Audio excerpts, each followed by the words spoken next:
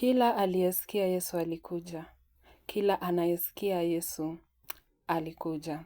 Kila aliyeona Yesu alikuja. Kila anayeona Yesu alikuja. Yeye sio kiziwi, pia sio kipofu. Katika maisha yetu kila tuyatendayo, tukumbuke Yesu alikuja, Yesu yuko.